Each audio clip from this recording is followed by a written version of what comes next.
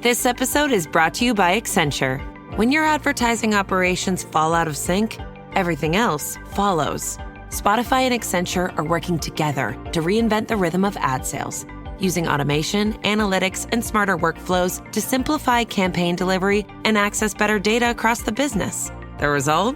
Less time spent on operations, more time connecting brands with the moments and fandoms that matter most. Learn more at accenture.com/Spotify. This is going to be an extremely busy month. I have to watch 104 soccer games, follow the pregame, the postgame, yell useless opinions at the TV. It's a lot.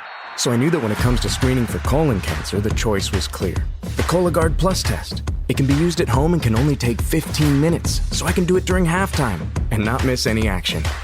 If you are 45 or older and at average risk, ask your healthcare provider about screening for colon cancer with the Cologuard test. You can also request a prescription at Cologuard.com.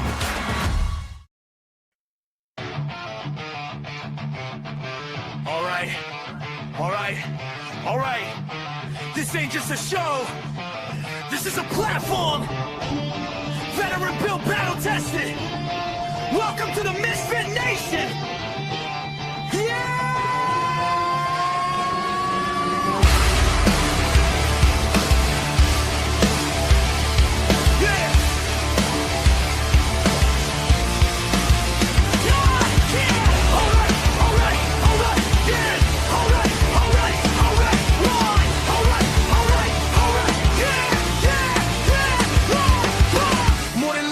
Mic in the room, built from boots on the ground, now we breaking the rules. 2 vets, 1 leader, painting the sound, turn scars into sermons, let them echo around. Authors with truth, musicians with fire, actors backstage chasing something higher. Entrepreneurs bleeding just to get ahead. If you fought for your dream, yeah, you are what you said. If they told you no, if you still came back, if you fell to your knees but you stayed on track, this is your voice, this is your flame. Say it loud, remember the name. No salvation, just elevation. We rise again. From the fight to the end. We are the MisFitNation. No damn labels, no damn cages. If you're still breathing, you belong. Turn it up. This is our song. Yeah. This is our song. Yeah. Veterans standing with ghosts in the chest. First responders running in while the world second guess. Gold star names carved deep in the soul. Your story ain't over, we carry the whole. Coaches teaching mindset, breaking the chains, turning barely alive into owning the pain. Truth over polish, scars on display. If it's real, let it bleed. That's the misfit play. If it's heavy right now, if the dark feels cold. If it's heavy right now, if the dark feels cold. If it's heavy right now, if the dark feels cold. It's Aubrey right now. We're the more than you know. 9888, don't walk alone. Veterans press 1, bring it home. Don't trade forever for tonight. You're still needed in this fight. We're the MisFitNation, built from scars and dedication. We rise again. From the fight to the end. We are the MisFitNation. Every voice is fabrication.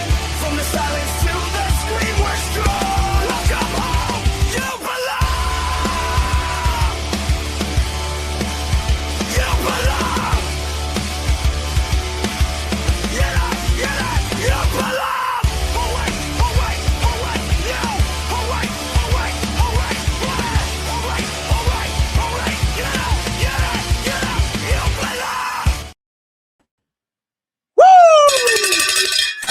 belong. All right. Welcome back to the MisFitNation and your Sunday after dinner edition. I know there's a lot of things going on today. You got the World Cup. If you're a Knicks fan, you're going nuts right now, burning school buses, beating up cabs, but you're excited because it's just over 50 years since your last championship, and you got one back last night, beating the Spurs. So congratulations, NASCAR fans.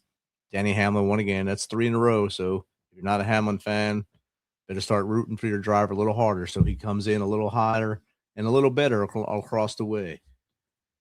But tonight, we're bringing you conversations with extraordinary people making a difference in the world. Today's episode is especially meaningful because we're joined by 2 men connected by service, sacrifice, and a shared mission to preserve the stories that deserve to be remembered. Our first guest, Ethan Groce, is an Army veteran, social worker, veteran advocate, and board member of the Mid-American Veterans Museum. He served in the United States Army from 2017 through 2023, and he continues serving in the Army Reserves now.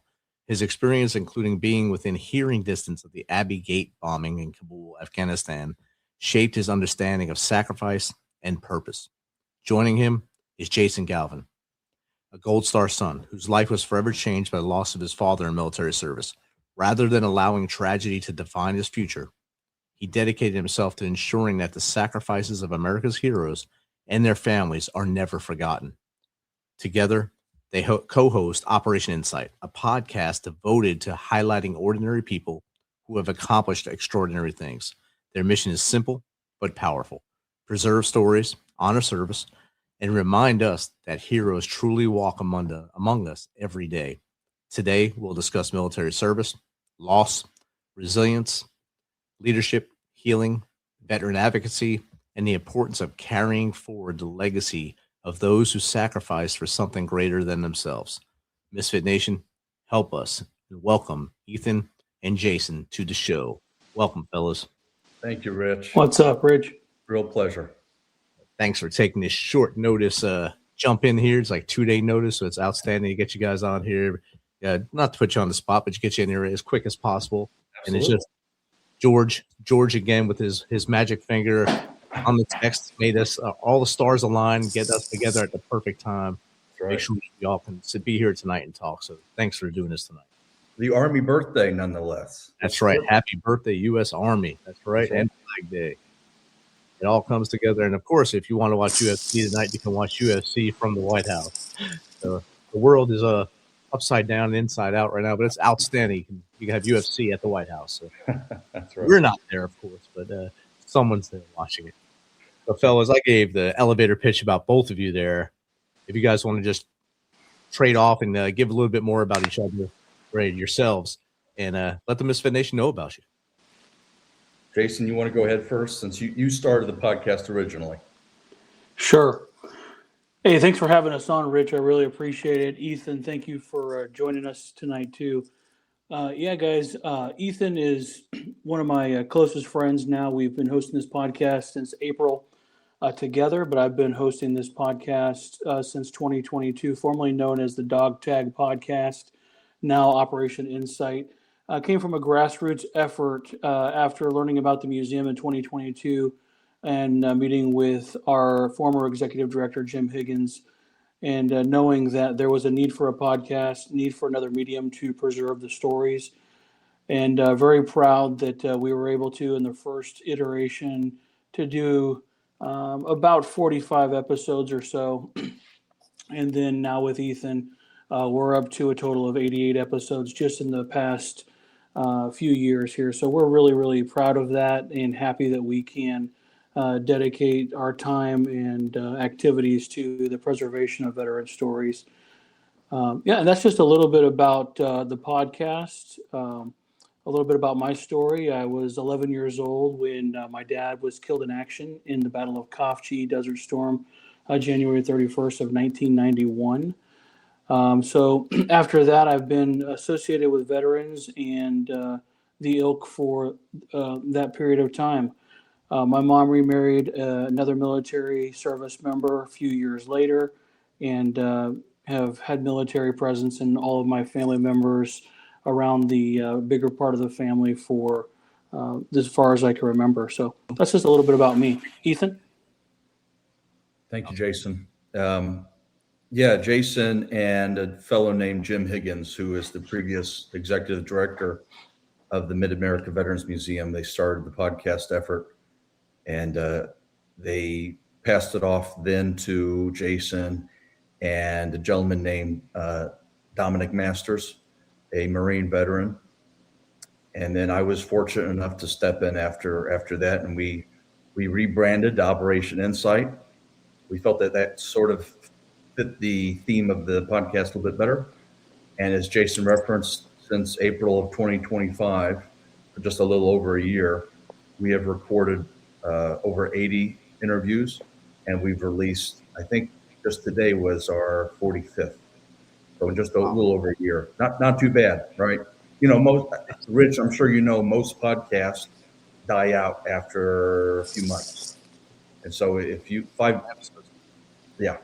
so if you can get over that hump and keep on churning out products and your product and your content, you have a good thing going there.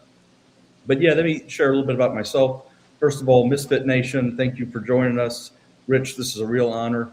I'm a listener, and so it's really cool to be on now as a guest. But so I'm from the area originally. I grew up in the Metro East, and I sort of had a pretty typical kind of life. You know, I went to college, that kind of thing, and worked after college. And then I hit the age of 26, and something was missing. And Rich, you might have had a similar experience to this. I think what was missing was purpose. And so I'll never forget this. I was taking a road trip with my younger brother up to Wisconsin, just for the hell of it. And on the way up there, I was wrestling with what do I want to do next? And what should I do next? And I had always had this inkling in the back of my mind that maybe it would be fun to be in the military. And so on that road trip, I said, you know what? I was at a point in my life where I could go wherever I wanted, and I had choices to make. And I thought, no time better than now. And so came back from that road trip, found the nearest recruiter, Army recruiter. I had no other branch in mind. It was Army all the way. And I was 26, and so I sort of had an advantage over a lot of recruits. I came to the recruiter with 3 MOSs, and no more and no less, 3 MOSs that I'd be willing to join the Army for. And he got me the one on the top of my list, which was a 35 Mike. And so I was really fortunate, I was really lucky. So got into the Army October 2017, got out June 2023. There's a lot that happened in between there. I'll give you just some of the highlights. So I got to attend airborne school, jump school at Fort Benning. Loved that. Loved being a paratrooper, and that comes back later at the end of my story. From there, I went to Monterey, California, which you're probably thinking, okay, but you're in the Army, right? Yeah, I was in the Army. Monterey, California is home to the Defense Language Institute, DoD's language school. So I got to attend there and studied Persian Farsi, which is really relevant right now with Iran, and Persian Dari. And then from there, well, funny enough, a little caveat, COVID hit while I was in California. And so poor little me, I had to stay there for 6 extra months. Oh, it was so horrible staying on the beach. But then I got assigned to the 82nd, Fort Bragg, center of the universe, and loved my experience there. So at that point in time, I had basically been in TRADOC, and I was basically a trainee for all those years. And so I finally got into the real Force Com nonetheless.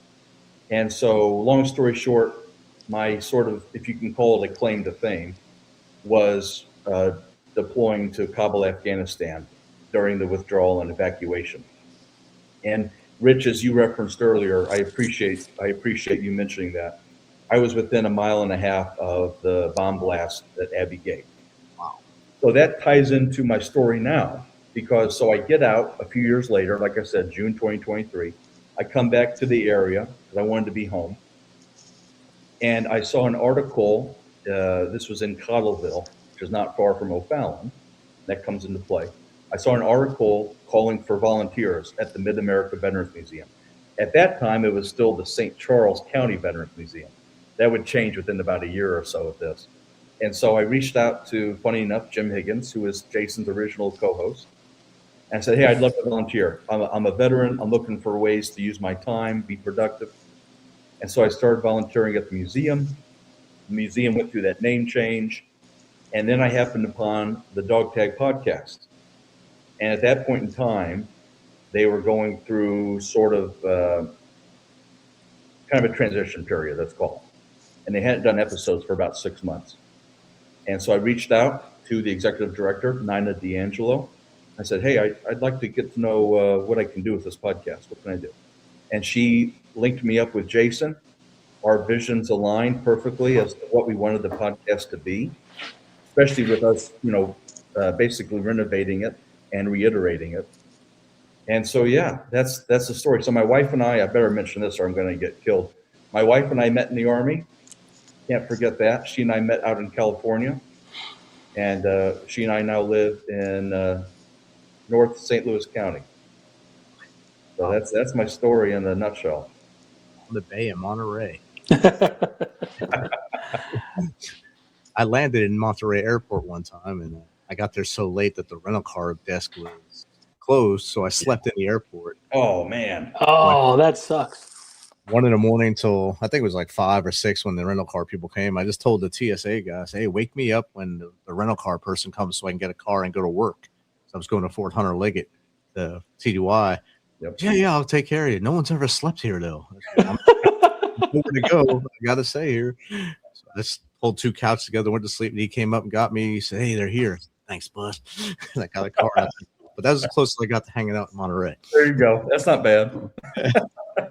It had to be the safest airport I've ever been in. So it's a small one too, which I'm sure you remember. Good restaurant upstairs. Yeah. And Jason, the Battle of Kopje was a vicious one, and kudos to you guys, for battling through 11 years old to now losing your pops. That was a badass battle there from the Marine Corps, first recon there in the Battle of Kopje. A couple guys from my hometown that got wounded there as well, Marines. That's not why I joined the Army. I was joining the Army anyway, but they didn't move me. I just studied. I tried to study all these things before I go to war, and then I read about the Taliban before going to Afghanistan. Always try to stay ahead of the curve as much as possible so I can understand what I was getting into.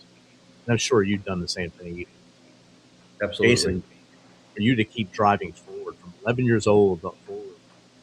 I know back then the support wasn't as great as it was when SWAT started and things got a lot better for the Gold Star families. How did you and your family drive through that portion of that period?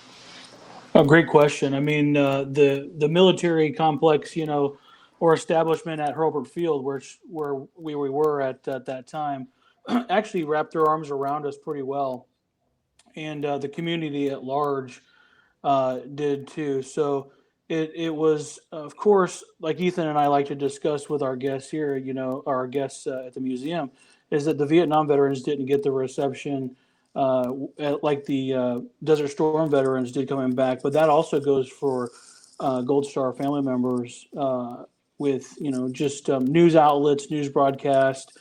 Our local news station traveled with us on different events, and the community was just great at large. So I can't complain about that. The town that I lived in, was heavily military based, so maybe it was insulated that way, but it wasn't easy, but it also wasn't extravagantly hard to navigate that at that time.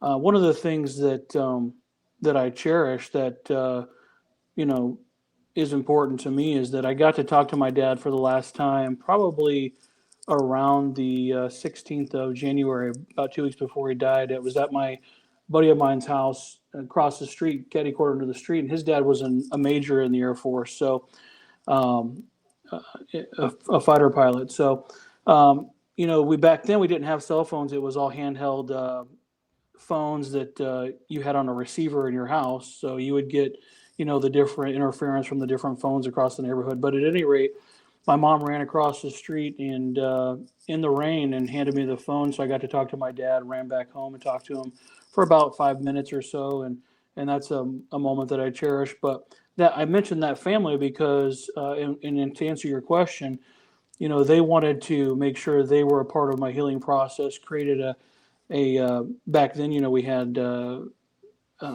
photo albums and the such and memory albums and things like that. So they created one for me, and that's just one example of how the community wrapped its arms around us. So that's amazing, and have that's the tight knit community that's with the military anyway. And back then, with no social media, no instant news, it was probably a lot harder to find out what happened at that point, and then learned the story as people came home and told you and your mom about what happened at the battle and things like that. Correct. Yeah, and it was hard because, like you mentioned, there was no 24-hour news cycle, and communication was a little bit less quick, I guess. I don't even know how to describe that, but my mom received a phone call from a close friend that was also a military member and military spouse, both. And she asked my mom, "Hey, I heard that a gunship went down, and is Art okay?" And my mom said, "Well, we would have already found out if something happened to Art, and no later than in time than we had to knock on the door." So the news media knew before we did, but it was pretty quick. So it wasn't too far off, but because it's a military town, there's a lot of military news going on, especially with that war being televised 24/7 almost without the 24/7 news cycle. Yeah, so we found out. I just so happened to be homesick from school. I was never homesick from school ever. My dad didn't allow me to be homesick from school. He said, "If you're sick, go ahead and throw up and prove it. Now, don't you feel better? Now go back to school." So, but my mom let me stay home from school for some reason that day, and I wasn't feeling good. And then that was the same day that she had a weekly scheduled prayer day with her best friend, our across the street neighbor, and also a military spouse, Jerry Savico. And so Jerry happened to be over at my house waiting for my mom to get ready in her room when the knock happened on the door. So not only did we have community surround us, but we also had our friends, actually a close friend, present in our house when we got the knock on the door. Wow. So that's a major plus for a bad situation to have extra hands on deck and help you through that time. Then Absolutely. you flash forward to Ethan at Abbey Gate, where that was live streamed almost, and the whole world could see that happen. And you were an inch and a half away from it, probably on the ground on a map, but you were right there when it happened. How was that day for you? Surreal is the one word I can give you. Yeah, what you're mentioning, Rich, it's funny. I'll tell you a quick story. So we had like 6 hours notice that we were going to deploy, which for the 82nd that's not totally unheard of. It's a little faster than usual. 18 hours is usually what the 82nd says they can deploy by. We had about 6 hours notice. And there was some thought that the 82nd could get deployed. Stuff was getting pretty hairy there at HCI at the airport, but we weren't sure. And the 82nd's always itching to deploy. Historically, that's just kind of how they are. But yeah, crazy enough, Monday, August 16th, that afternoon, it's almost the end of the duty day. And my platoon sergeant calls me to the office. And I'm thinking, oh boy, what's this about? And he says, "You're deploying." I said, "What?" "Apparently you're deploying." He didn't know any information besides that I was deploying. I was like, "Okay. I mean, all right. Where are we going?" He said, "I don't know." He said, "You're probably going to like Kuwait." Okay. And so 6 hours later, we're hopping on to a Black Hawk. It was me and 5 other linguists. There were a few other Persian Dari linguists, which is one of the languages spoken in Afghanistan. And then there were some Pashto linguists, which is the other language. And so we hopped on the Black Hawk. They took us down to North Charleston Air Base. We hopped on to a C-17 and did a quick stop at Bangor, Maine for refueling. Then we hopped the pond, went to Ramstein Airport in Germany for another refueling. And in between that time, all the linguists were on their phones. I mean, we brought our phones. Oh, man. No one had told us not to. And so at some point over the Atlantic, this master sergeant comes up to us and he's like, "What are you doing with your phones?" We're like, "Sergeant, are we not supposed to have them?" I mean, like, duh. He's like, "No, you're not supposed to have those." Well, at that point, I mean, we're not going to throw them in the ocean. I mean, I'm keeping my sorry, Sergeant. Anyway, I tell you that to say this, like you just said, Rich, it was basically live streamed. You're not wrong. So crazy enough, it was either the day before or day of, I can't remember which. My brother's it was a few days before. a few days before the Abbey Gate bombing, my nephew was born. Wow. And I camped out in some office in the airport. You remember, you just find a place to sleep and you sleep there. And so I got some like custom agent's office in the airport. Not a bad spot. He had a couch and everything. And I'm on the phone with my family, seeing my newborn nephew, and I'm in Kabul, Afghanistan. It was just such a weird like contrast of worlds colliding. But yeah, so like I said earlier, I think I forgot to even make this tie, so I'll make it now. So obviously, Lance Corporal Jared Schmitz was one of the fallen 13 from Abbey Gate.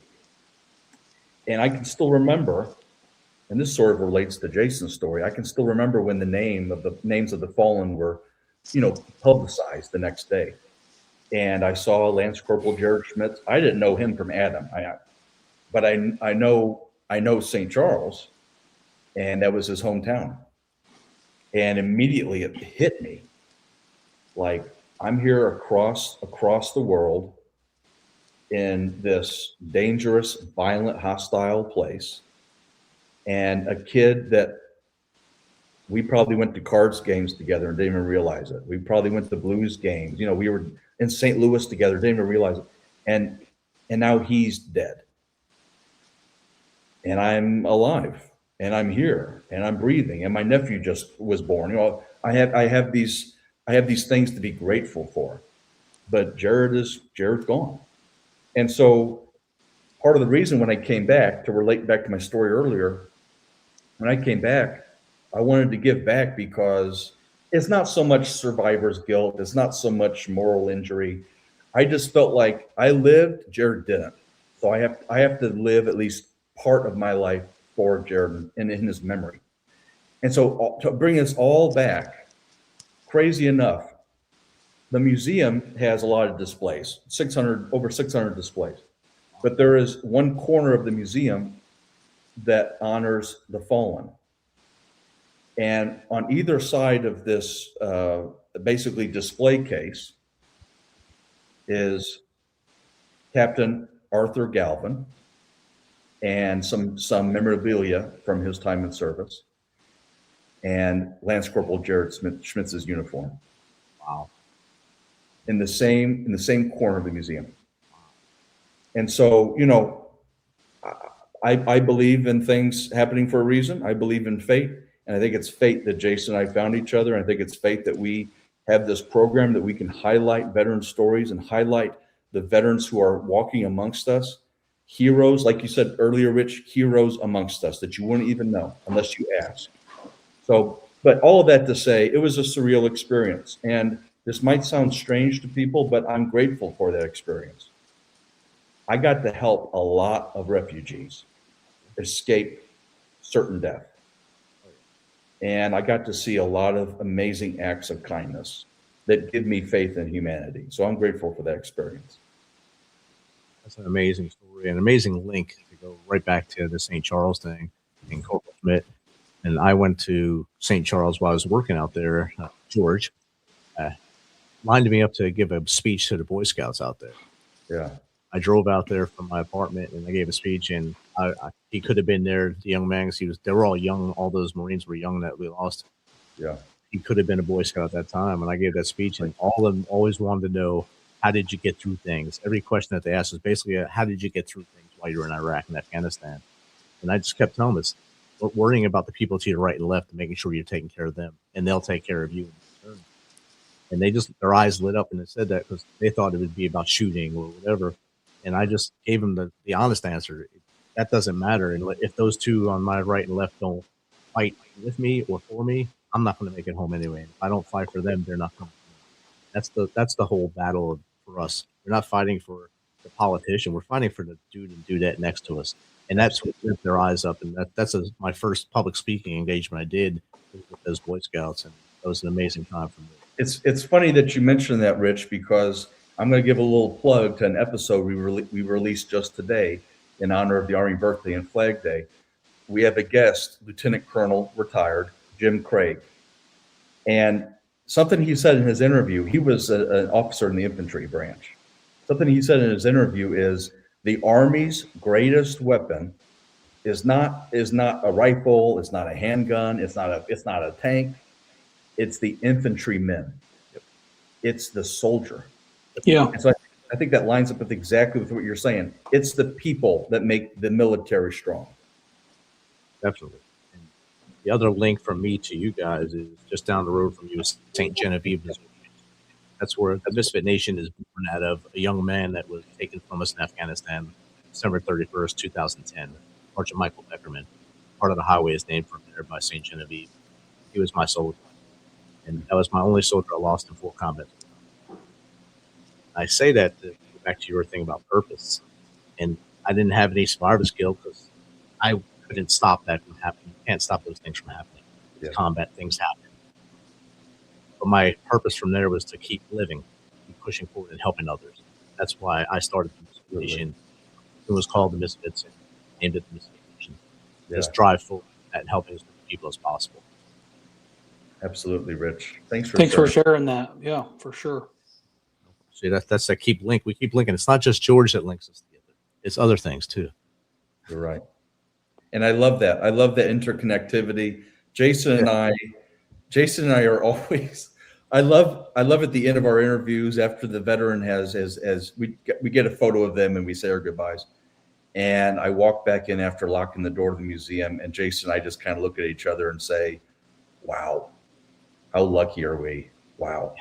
And it's stories of veterans, stories of everyday Americans who do amazing things. And every time it astounds us.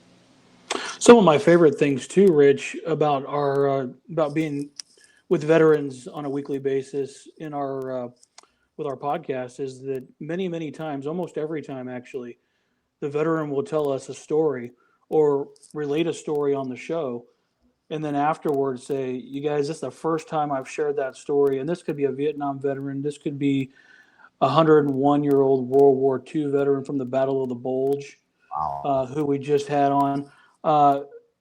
Holding that stuff in because they didn't have a way to express it or platform it, and feeling confident and comfortable enough with Ethan and I to be able to share that with the world.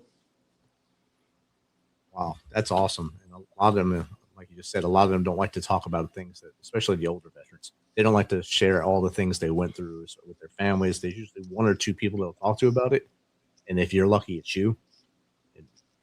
It's hard to find them that just want to come out and talk about it. But for like our generation, they want to talk about everything. They want to write books. They want to do it as much as possible to let the world know what they did out there or see the things that they've seen through their eyes.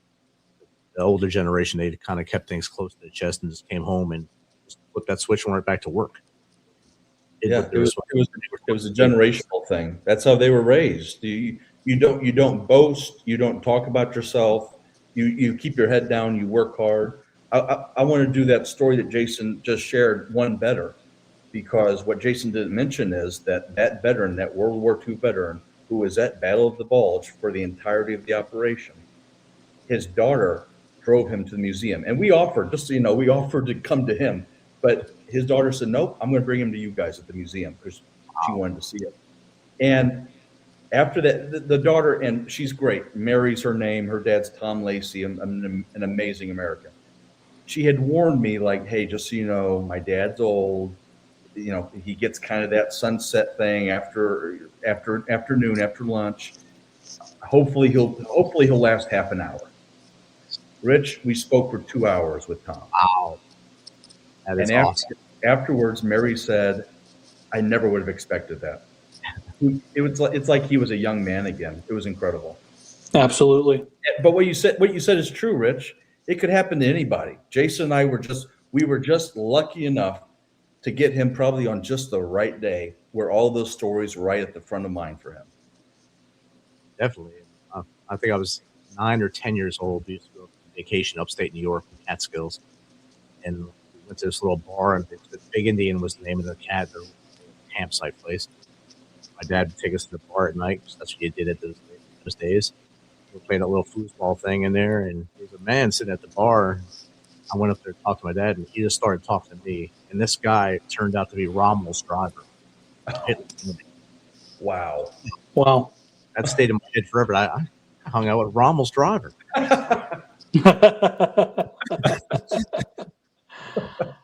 But he wouldn't. He didn't tell my dad anything. He talked directly to me. So, wow, this is awesome. That is awesome. And it's funny. It's funny you mentioned that, because we've had some vets that have told us part of the reason they're so comfortable talking is because they feel that they're carrying their legacy on by sharing their story.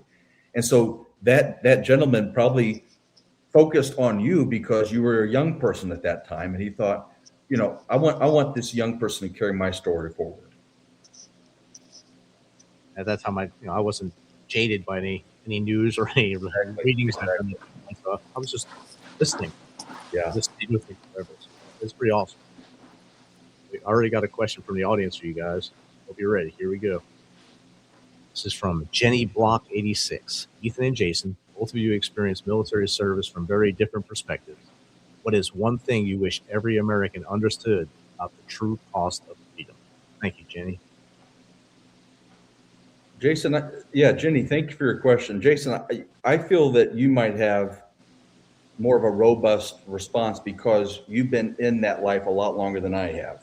But only if you have an answer for it. I thought you might be the best person to start. Sure, I would love to answer that question. I think every American should understand that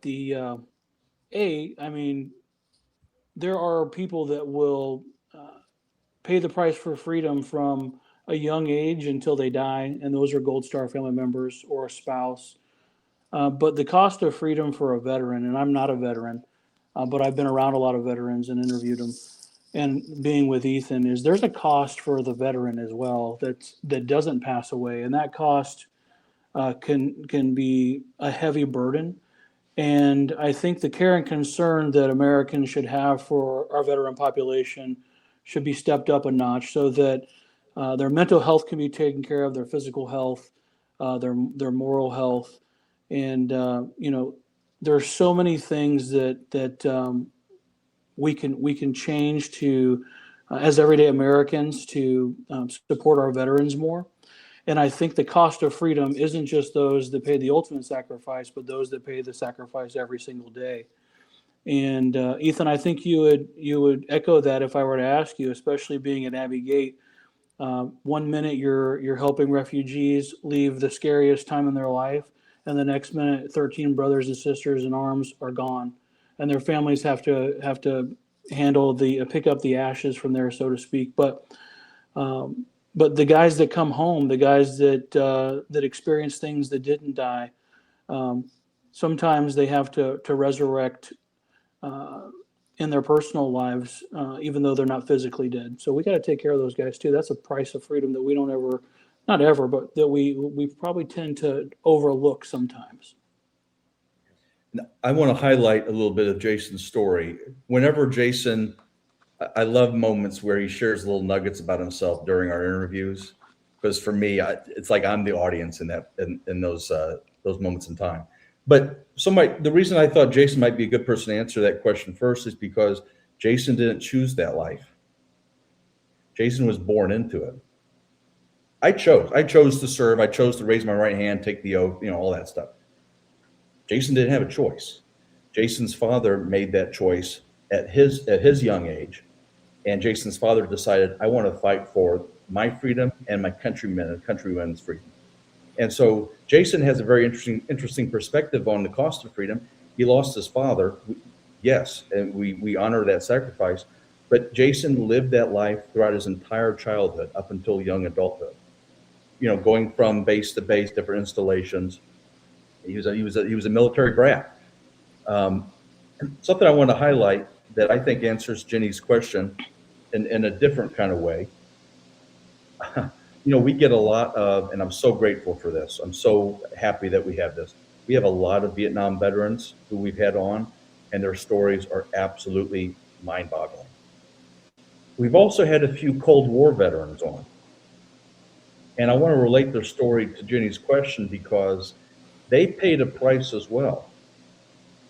A lot of people forget about the Cold War, and they forget about the service during the Cold War because there wasn't a bullet fired, technically. And it's called the Cold War for a reason. But the reason it stayed a Cold War is because we had servicemen and servicewomen on the front lines defending us and preventing that Cold War from becoming a hot war. And so their cost was Vietnam veterans didn't get the welcome home. And that's always something that Jason and I make sure to say, welcome home to our guests. Cold War veterans don't really get even recognized because they didn't fight in combat. And so they are paying their own price. They're paying their price of where do I fit in, and what's my community? You know, can I be in the VFW or so on and so forth? And so the price that they're paying is their identity, and how do they identify as veterans? You know, a lot of them ask them, veteran, no, I just served. I just served for a period. Because they don't think you're allowed to be called a veteran unless you're in combat. So Exactly. It's out there, and it's deep. A lot of people have that same mentality that if you didn't go to combat, then you're not a veteran. Exactly. You see it on the bro vets online. They say that all the time. Or you're only in Kuwait. That's not combat. You're getting combat pay. You're there. You're not home. Still in the service. You still did this. Raise that went forward. And sometimes it's just a mental block for the younger veterans, but a lot of the veterans, like you said, they battled with that for a long time. My dad served from 58 to 62 in the Army. So he came home in 62, met my mom, they started their life. Vietnam started right after that, in that period. And he was invited to go back to a beautiful Indochina to help train and equip people.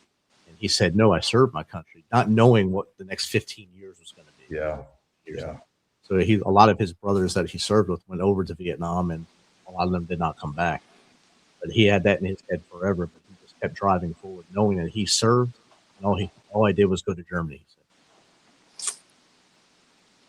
It sticks with people, and it can really mess veterans up when they don't feel accepted. Definitely, he has a lot of good stories, a lot of funny stories from his service. And he'd share with me when I was little, but when I put the camera on him and I wanted to record his history.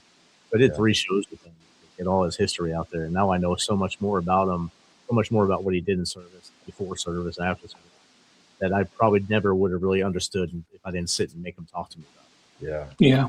What a legacy. That's amazing that you did that. I think more people should sit down with their family members, whether they're on a podcast or whether they're just a loving family member, and capture those stories so that you can either record them or tell them again. Because one thing we talk about at the museum is a veteran is never gone as long as we continue to tell their story. And so that's really important. I think it's cathartic for veterans. It's cathartic for veteran adjacent people. And I think that it's healthy for the American public to be able to account those for the history, for history. Definitely. They say that you die 3 times. First, physically. Second, when your body goes in the ground. And the third time when we stop saying your name or your story. Yeah. So to keep saying their name, saying Corporal Schmidt's name, saying your dad's name, making sure their story lives on. They'll never die because we're keeping them alive. Absolutely. Another question. This one might be a little softer, a little more of a softball, I think. This is from Cell E Break. Looking back on your journeys, was there a moment when your pain became purpose, and what changed? I'll grab that because I have an easy answer. I kind of referenced it already. Abbey Gate and that whole experience in Kabul was painful in a lot of ways. I found purpose in it, and I found worth in it as well, but it was painful. But I feel that, and Jason has a very similar kind of experience in terms of his father. But I do this podcast. I'm a board member at the museum. I advocate for veteran issues because I want to carry on the legacy of those who can't. And I want to carry on the legacy of the fallen 13 specifically. I have a very specific tie to those 13 service members. And so that's my story of turning my pain into purpose. Well said, Ethan. You want to add anything to that, Jason, or no? Just on a much lower scale, it also created a friendship for Ethan and I in a camaraderie that would have never existed without his service or being at Abbey Gate because he may not have ever come to the museum and sought out that purpose. So that created a friendship, a brotherhood between us, and an experience that we can offer others. So yeah, I second what Ethan said. Jason and I got really lucky because Jason has such an intense burning passion for capturing and archiving veteran stories. And his previous co-host, fantastic guys, but life got in the way and they couldn't commit as much to the podcast. And thankfully, I just have some flexibility, especially when we first began. I had some flexibility where I could dedicate my time to scheduling veteran interviews, researching and preparing questions, and eventually editing episodes, all those kinds of things. And so it's been an incredible partnership, Jason and me, and a friendship. And now we're capturing stories together, and we're both so passionate about it. We always tell our guests before we start, hey, this is a passion project of ours. And so we hope that you can feel that passion coming through. That is awesome. It's great that the teamwork you two have and the brotherhood you've grown to have now, even though going from complete strangers to what you're doing now, is amazing. I can see it just listening to how you talk about each other with such a, I guess, honor or homage to each other to speak. It's great to listen to that and know that both of you are in it together and basically brothers now. Jason's father, another kind of strange tie. I don't remember the exact number, and I wish I could. I think it was near 150 or so. There were not a lot of casualties from Desert Storm, very few. It was a fast war. Rich, as you know, it was a really fast war. But Jason's father is amongst that few. Yeah. And so his father has this place in history. It's a sad place, but it's a place in history. And much like Jared Schmitz, one of the last American service members to die in Afghanistan. And he was from just right down the road. And I had a connection to him. So Jason and I have this really strange, like I said, fate. Things happen for a reason. We have this strange connection that I think binds us. Like that weird Venn diagram that kind of brings us all together in that way. Exactly. I was kind of sharing earlier from me to you guys out there and how we all kind of intertwine somehow in some weird way. We all wind up on the same road. Yeah. Absolutely. We had a guest on. Speaking of that, Rich, we had a guest on. I can't remember the gentleman's name. He was a pilot. I think it might have been Paul McCool, Jason. But this gentleman, after he retired, he started joining some veteran service organizations. One of which was essentially a group for previous forward combat observers. Yeah. And one of his trips took him down to Florida, where Jason had lived at one time and where his father had been stationed. And it's while Jason's father was still living. And this gentleman, Paul, told us that there is a 99% chance that he met Jason's father during that time down visiting. And just absolutely incredible. So like you said, Rich, the interconnectivity, the community, amazingly, civilians might not get this. It's small. The military community is small. Surprisingly so. And so that was such a cool moment that we were interviewing somebody who very well probably shook Jason's father's hand.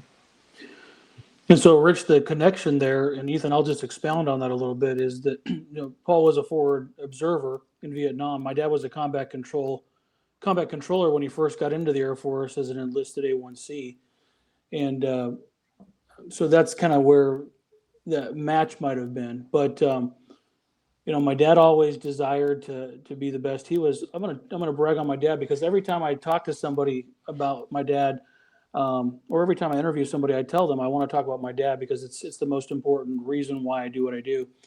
My dad was a second generation Mexican immigrant. His dad came over on the belly of a train to Southern California when he was 15 years old after being kicked out because they couldn't feed him, and became a U.S. citizen. My dad was the firstborn.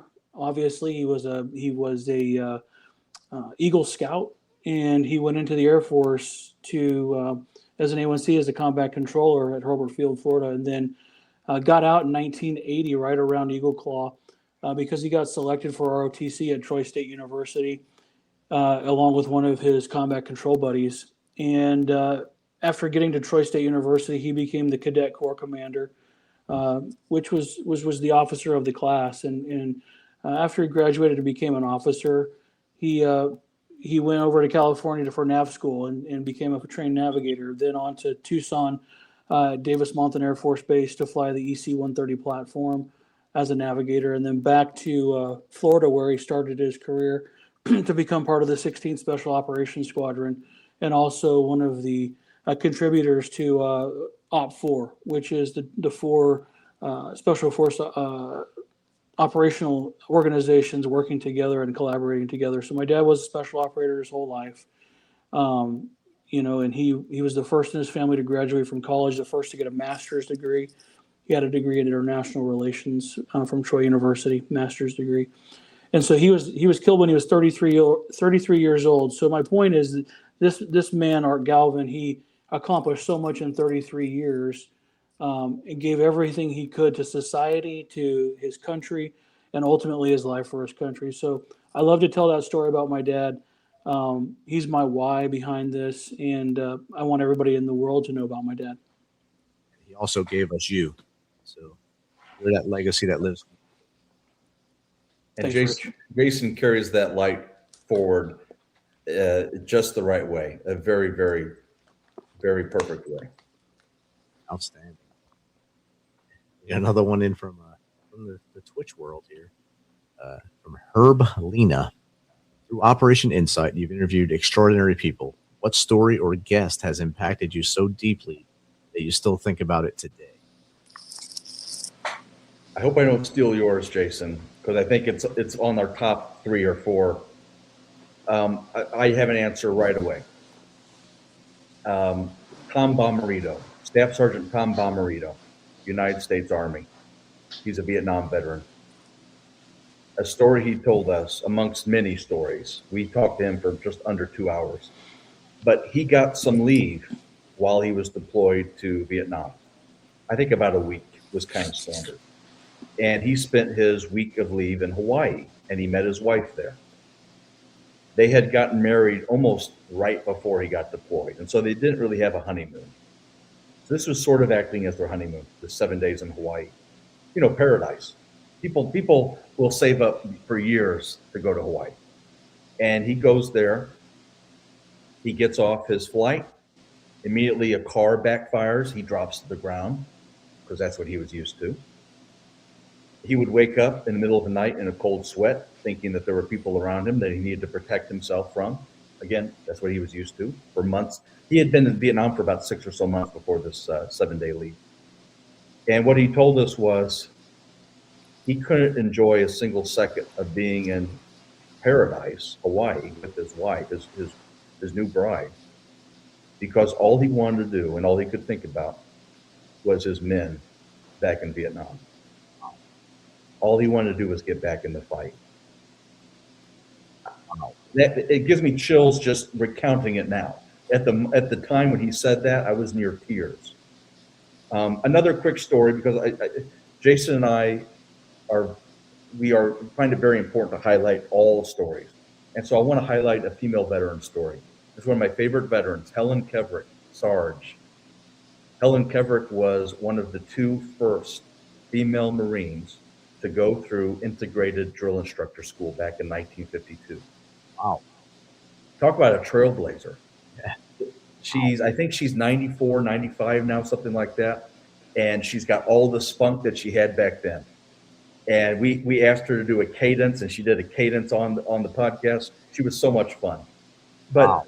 That is a real life hero, a real life trailblazer that Jason and I got to sit in the presence of. And I feel so grateful for that. Absolutely, Ethan. I mean, those are in the top 5 for me.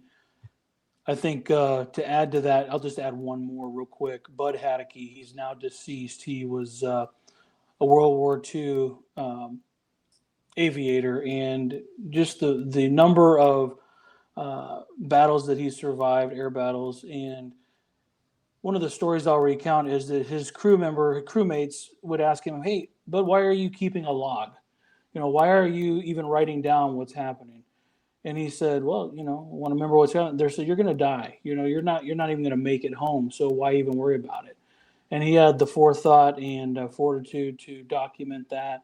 And he was a praying guy, and he made it home. And the rest of his life was to service to others. And he was one friend of the museum, was telling his story to thousands and thousands of people, which is an American story.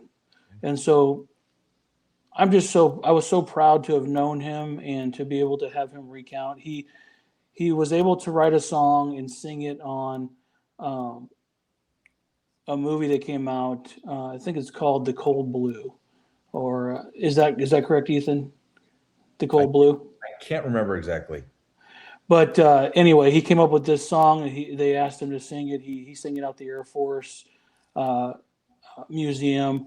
And anyway, he was an incredible guy. He kept a record of everything. He had all of his gear that he was supposed to probably turn in when he left the military, but his dad came to the train station. He had it in paper bags, I believe, and gave it to his dad. And so he had all these artifacts from his time in service that he's able to use as displays for teaching kids about the cost of freedom. So I just really loved Bud Haddocky, and I was appreciative of his story and being able to interview him twice. And we should probably mention, because we've said Jared's name a few times, our Memorial Day episode was a special episode. It wasn't typically when episodes are released. And we had on Mark Schmitz, Gold Star father of Lance Corporal Jared Schmitz. And we spent upwards of 2 hours with Mark. He was so generous with his time. And we just asked Mark, tell us about Jared. And it was an incredible experience. And Jason used the word cathartic earlier, and I think that's exactly what it was. But it was not cathartic for Mark. It was cathartic for me. Because Jared was part of my reason why. And so getting to interview his father and talk about Jared as a child and talk about their family dynamic and talk about the day that Mark found out, which was obviously very emotional, that really brought it home for me. All those guests sound amazing, and I would love to sit down with a World War II veteran like you guys had the opportunity to, and just listen. Just sit there and listen to their why they fought the way they did, why they kept pushing forward, even when they could just lay down and say, "Oh, something hurts, I'm getting out of here." Not one of them did. They fought their way. That's why they call it the greatest generation. That's right. It was the Gold Star. That's my Memorial Day show was with Denise Williams, talking about her son Andrew, and she was amazing too. To stay with her, I've met her before in person. Drank a lot with her one night, and my Gold Star mom got us pretty hammered out there in Gatlinburg. The Memorial March the next day, my other soldier. It was a pretty rough march, but it was a great night. I learned so much about her there, and then of course on the show, stories of their son. His son, for over an hour with her that day on the show.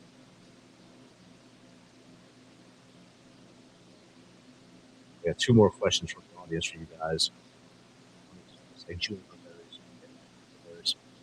You could sit down with a young service member or military family facing uncertainty right now. What advice would you guys give? It almost feels like a very personal question. So I appreciate Juniper being so open and honest about that. I would say it's whatever you're going through, it's worth it. Whether it's a struggle, whether it's a hardship, it too shall pass. And look forward to the next day and look forward to the lessons you will learn and will have learned from whatever struggle that you endured through and persevered through. I joined the Army at 26. I was the old guy at basic training. And in some ways I felt old. Some of it was true. I wouldn't take that back for anything in the world. I loved my experience in the Army. I loved being a service member. I learned so much from that experience. But it was hard. It was difficult. It was challenging. But I wouldn't be where I am now, and I wouldn't be the person I am today were it not for that experience. Ethan, I'm so glad you said that. I'm going to answer the question through a different lens. Um, I have a colleague of mine who's actually an employee of mine who is a recent military member. She's a veteran now. She's only been out of the military for probably a little bit over 2 years. But what I can say after knowing this person is that I was looking for a veteran that had the transferable skills that I could mentor, that I could advocate for, who I could show this other world to. And it wasn't like a charity case or anything like that, so I don't want that to be the perception, but it was more like I had a purpose driven idea and thought process behind taking a recent veteran and giving them a shot, because a lot of veterans, when they put their resume out there, a lot of employers don't know how to interpret that. So I had a unique ability to translate what I saw and know that I was going to receive a quality individual with a skill set. Maybe it wasn't the skill set from our industry, but it was a skill set with transferable skills. And that person is a close friend of mine. They're a colleague of mine, a subordinate of mine, but someone that I have taken under my wing, so to speak, to show the ropes to in an industry that she had no bearing in. And I cherish the relationship and friendship and colleagueship. And I'm hoping that more people can help veterans do that. And to answer the question, I guess in a circular way, there is that use the military as your platform. If you're a service member, use it as an opportunity to grow a skill set, to grow a network, to grow different areas of your life, that when you get out of the military, you have the opportunity to shine in a different field, in a different way. And people that are hiring out there, look for those military people, look for those veterans, because they have the skill sets, they have the maturity, they have what you're looking for. I promise you that. And really quick, Rich, because I neglected to answer the question from the perspective of a family member of a service member. Jason and I always make it a point to ask about the military spouse, the veteran spouse, the family member, because they are serving as well. They're serving in a different way, but they're serving. And so if this question comes from like a very personal experience, which I feel like it might, and you're a service member and you're struggling because you don't understand your service member in the family, husband, wife, whatever it is, first of all, understand that you guys are going through something actually kind of similar. So hold fast to each other. That's advice I have for you. But also take care of yourself. PTSD is not just a veteran disease. Anyone can experience something that will bring back post-traumatic stress. And so if you're a spouse of a service member and you're going through struggles, find community and know that you need community just as much as your service member does. Outstanding. Great answers, both of you on that one. Home run, I want to say that one. Hit the ball into the bud porch out there. So good work. Last one is from, it looks like On the Clock, I guess. Thinking about the draft here. On the Clock 45, or maybe something else. 20 years from now, what do you hope people say about the legacy of Operation Insight and the stories you're preserving today? Nice. Ethan, you take that one first, then I'll go second. I hope that people say, I never expected to hear that. I hope that people say, when I started this episode, I never expected I was going to hear stories like that. I never expected I was going to hear vulnerability like that. I never expected I was going to hear a grown man, a Vietnam veteran, cry. And Jason and I always laugh about this. We're not Oprah. We're not Dr. Phil. We're not trying to be any of those people. But we have a space that I feel we curate in a way that allows veterans to feel ultra comfortable. And I think they feel somewhat connected to Jason and me as a veteran, Jason's a Gold Star son, former military brat. They feel this connection because there is some commonality there. Rich, much like you like you have with your guests. There's a commonality there with a lot of them. And so I hope that our legacy is that, wow, that podcast showed me things that I never expected to hear. And they highlighted people that I would have never expected stories like that to come from. Awesome, Ethan. And my hope is that 20 years from now, people would say Jason and Ethan cared. They cared enough to preserve the stories. They cared enough to be available and to have a space available for people to heal in the moment, over time, and through their stories. And also that their stories were preserved for their family legacy, for them. Because like Ethan mentioned earlier, we've had World War II, we've had Holocaust survivors, we've had Battle of the Bulge, we've had Chosin Reservoir, we've had all kinds, and they may not be with us in the near future. And 20 years from now, it's guaranteed they won't be with us. But their families will be. And I want their stories to be preserved for their families, for Americans. And I hope that said of us that we provided that space for preservation and healing. Outstanding. Both of you, great answers. I'm sure going through a great chat. Thanks for the answers they're saying in the chat right now. So thank you. Thanks for sharing everything you guys have done tonight. I know since you've watched the show, the last two questions that have come up here, hopefully you've practiced your answers on these. But the first one is, where can my audience reach out to find you and maybe give you guys some follows, some extra views, or maybe even talk to you like we did tonight? We would love that. Number one, you can go to the MAVM, that stands for Mid-America Veterans Museum, MAVM.org. And you can find the podcast tab, and that's where all of our podcasts are contained in a collection. We also are on Spotify. We're on Apple Podcasts. We're on YouTube.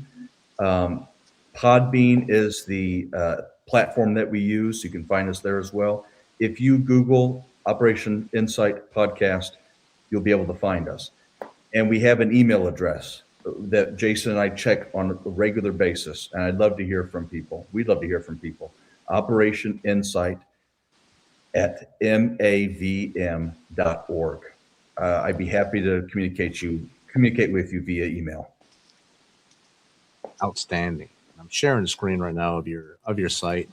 Thank you. Also copying your email so I spell it correctly. It's much easier. Thank you, Rich. No problem.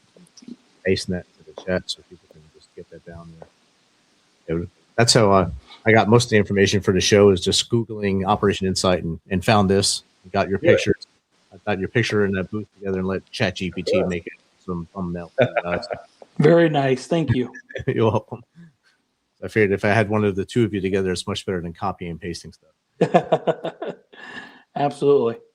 And of course, my last question for you guys, you both can answer either together or have your own three answers. What's three things the Misfit Nation, the audience, can start doing tomorrow to be better people? Ethan, go ahead and I'll follow you. Nice. I think listen. I think Jason would agree with that. Listen. There's advice to be had out there. There are stories to be heard out there. There are people to comfort out there. And sometimes listening is the best medicine for those folks. So listen would be my number one. Man, that's a hard question to answer. It really is, Rich, but I really appreciate the question. I would say the top three things that I think someone could do tomorrow to make a difference, to be a better human being, be a better American, is to love your neighbor as yourself. That's the first one. The second one would be to be inspiring or be inspired by a veteran. Talk to somebody, talk to a veteran, find out their story. If they're willing to share it, if they're not willing to share it, just be their friend, be there for them. And they don't have to share their story for you to be their friend.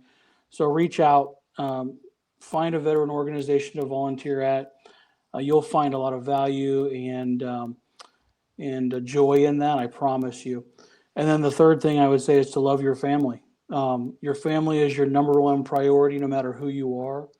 Your family is is the safe, should be, I'm hoping that it is should be the safe place for you. So love your family. Let them know that they're important to you, and communicate.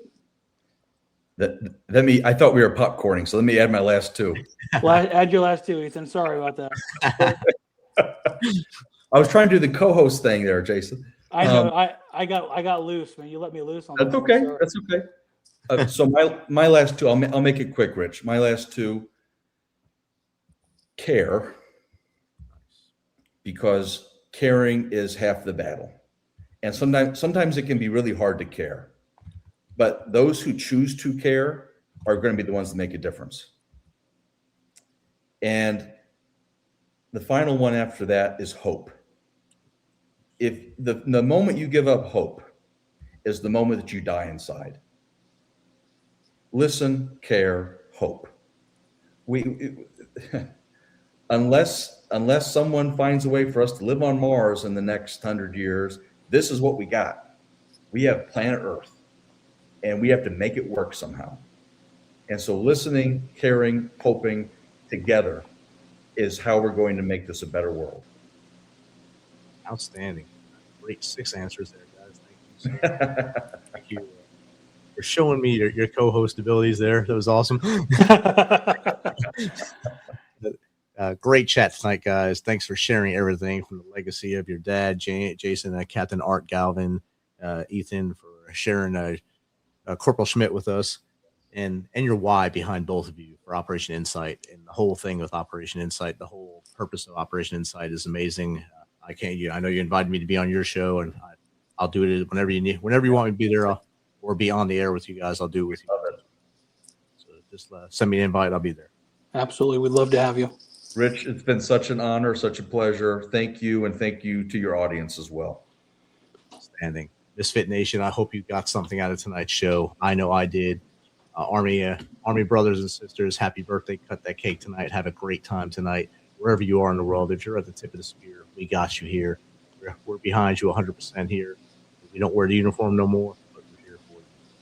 If any of you out there are feeling that darkness, stop. Think about those who are around you. Don't make a permanent solution to a temporary problem. Reach into your wallet. Take out that 1-inch piece of paper I tell you to carry. 3 names on it. Call those 3 names. They want to hear from you. That doesn't work. Dial 988. Get the help you need. If you don't want to do either of those, contact us. info@themisfitnation.com, jake@themisfitnation.com, or steven@themisfitnation.com. We will get you on the phone. We'll keep you on the phone until someone local come take care of you. So a day tomorrow with you is 100% better than one without you. So next time, be humble, stay hungry, and keep hustling.